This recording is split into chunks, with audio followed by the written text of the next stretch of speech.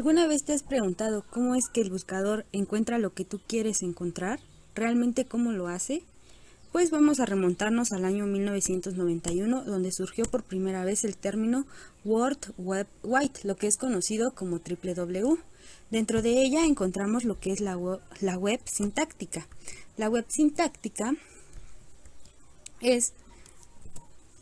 su objetivo va a ser aplicar estándares existentes para el desarrollo web con el fin de que los contenidos web sean correctamente interpretables por todas las máquinas.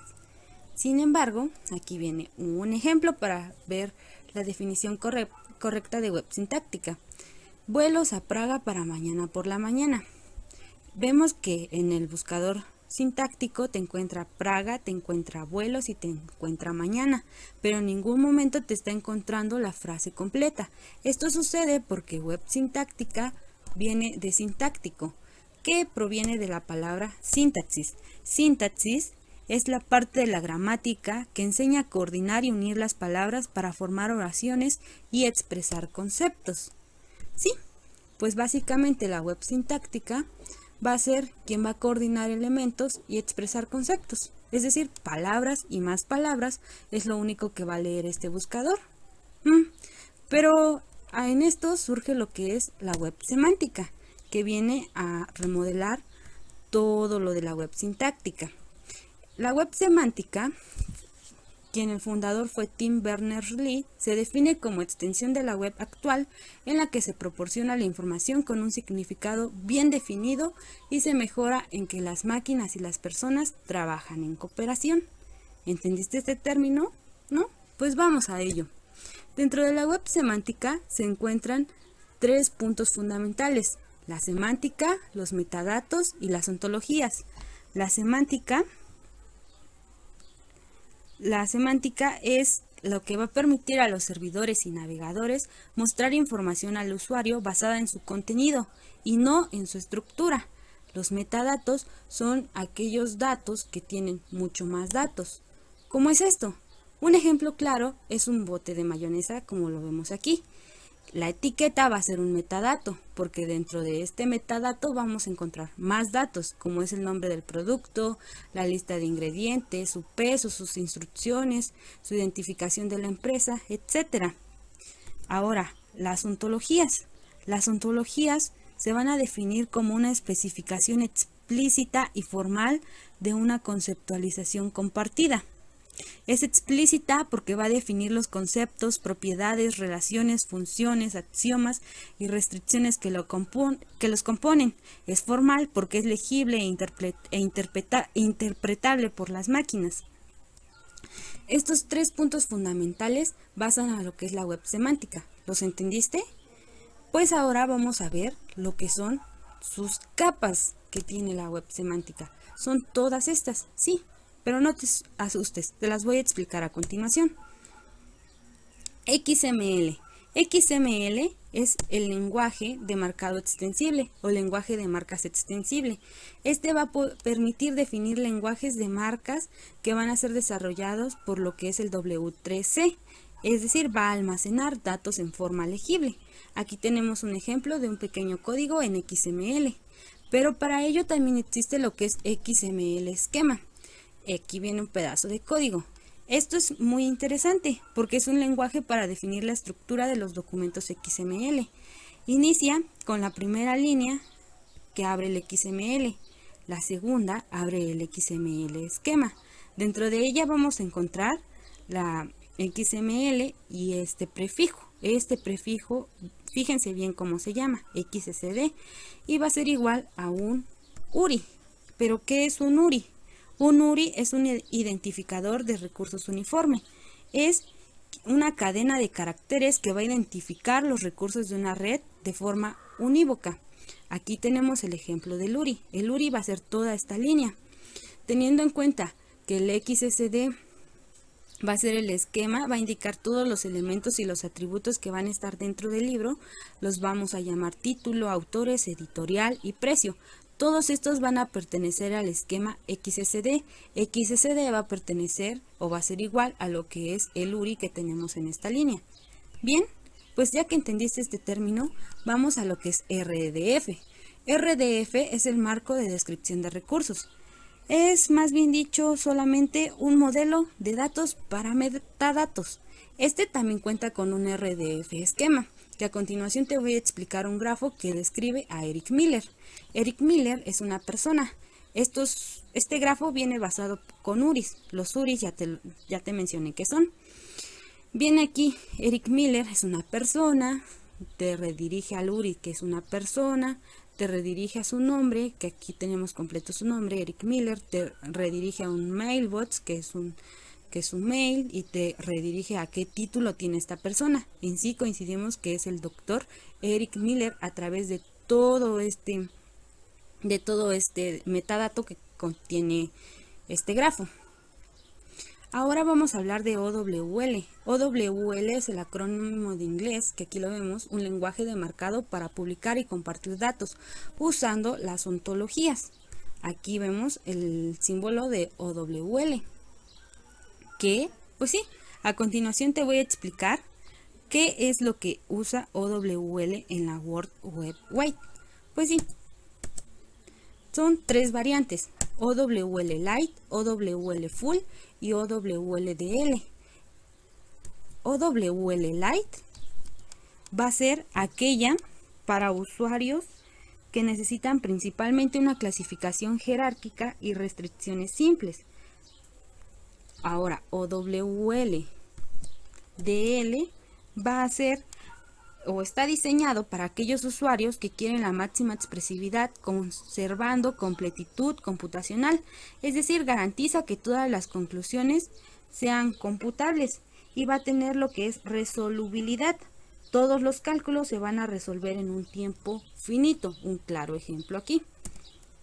OWL Full. OWL Full está dirigido a usuarios que quieren máxima expresividad y libertad sintáctica de RDF, sin garantías computacionales. Pues bien, sabiendo esto, nos damos cuenta que suenan muy parecidos RDF y OWL, ¿no? ¿Qué? ¿Pero por qué?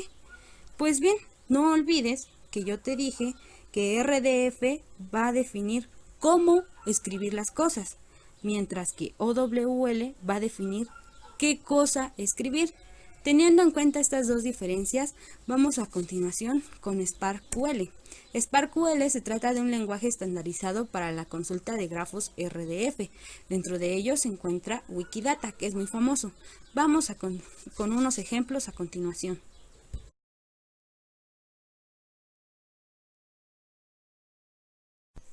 Bueno, SparkQL es un acrónimo recursivo del inglés Protocol and RDF Query Language.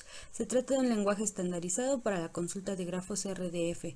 Dentro de ellos también tenemos un ejemplo claro que es Wikidata. Wikidata es una base libre, digámoslo así, donde los usuarios pueden subir sus datos. Esta plataforma te muestra muchas alternativas, entre ellas tiene su servicio de base de datos. Como base de datos podemos encontrar algunos ejemplos. Dentro de estos ejemplos vamos a tomar uno, es este de gatitos. Vemos aquí todos los gatos que nos muestra. Todos estos gatitos son los que están subidos por usuario en esta web, más no en toda la web. También nos ofrece la búsqueda por imágenes. Aquí le tenemos que cambiar solamente el código, le tenemos que poner pic y el ítem 18 que hace relación a la imagen, y aquí mismo te muestra las imágenes de los gatitos. Igual puedes consultar o hacer filtros para que tus imágenes se vean diferentes, para que busques cierto tipo de imágenes, etcétera. Vamos a hacer un ejemplo muy claro. Tenemos el código de los gatos. Aquí está el código normal, el que te busca los gatos que están dentro de la Wikidata. Ahora, para buscar, vamos a buscar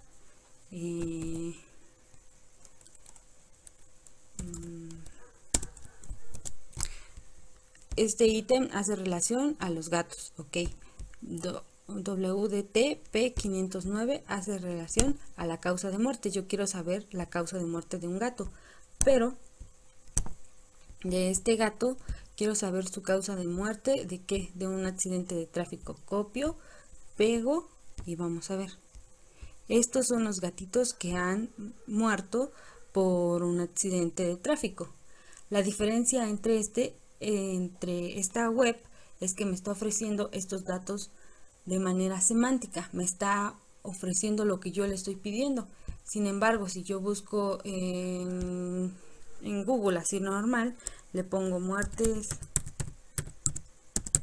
de gatos por accidente de tráfico, atropello y accidentes de coche en el gato, accidentes de tráfico, los gatos domésticos, me va a saltar a diferentes tipos de noticias, más no la que yo quiero ver. ¿Sí se entiende el concepto aquí?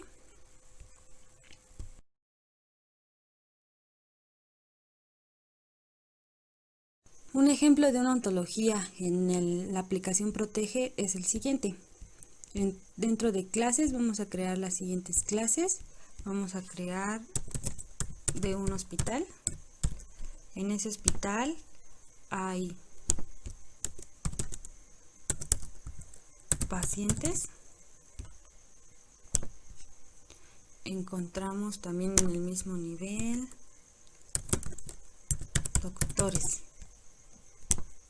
doctores, pacientes y hospital. Dentro de estos van a tener propiedades. Las propiedades pueden ser nombre, al mismo nivel, edad tiene rango de tipo int,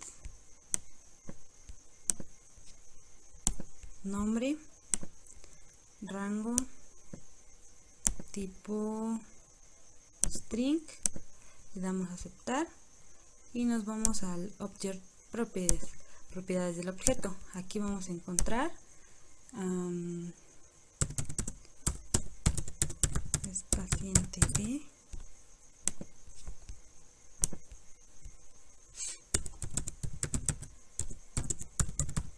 tiene hospital,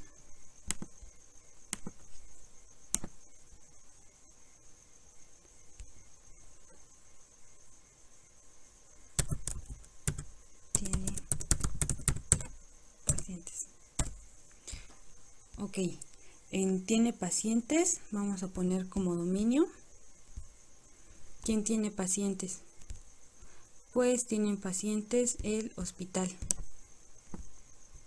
Vamos a aceptar. El rango.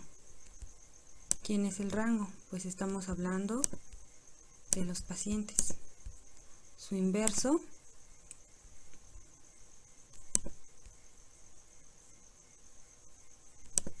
tiene hospital. Ok, de ahí nos vamos. Tiene hospital. Automáticamente marca la inversa. Tiene pacientes. Su dominio va a ser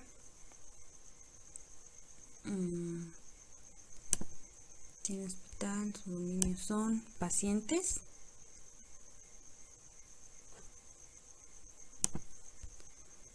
Y su rango es el hospital. Es paciente de, ¿quién es paciente de? Es paciente de rango doctor.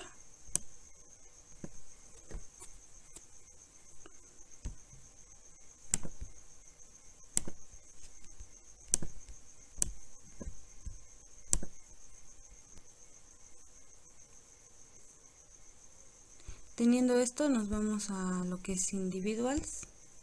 Aquí vamos a crear a paciente 1. El paciente 1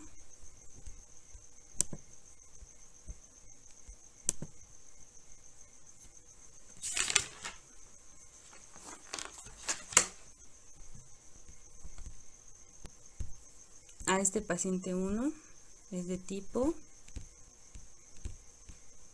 paciente, le damos a aceptar.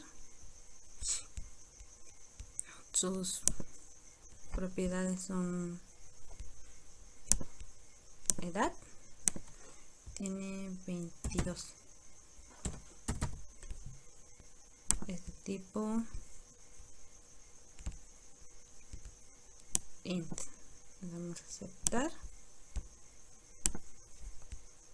Nombre le vamos a poner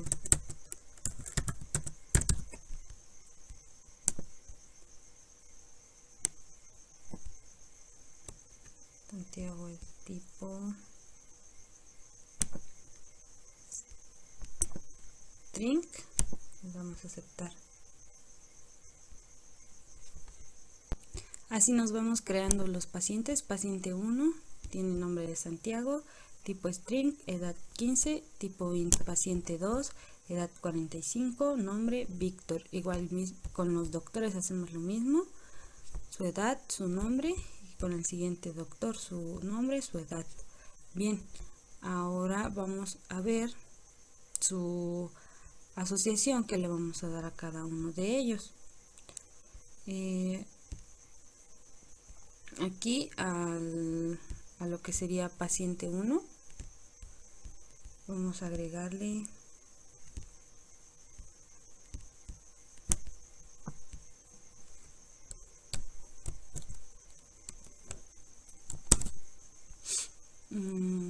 es paciente D.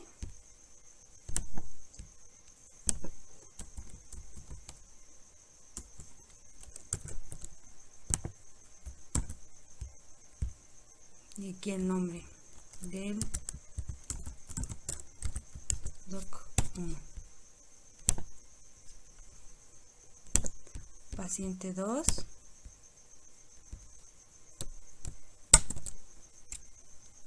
Es paciente D.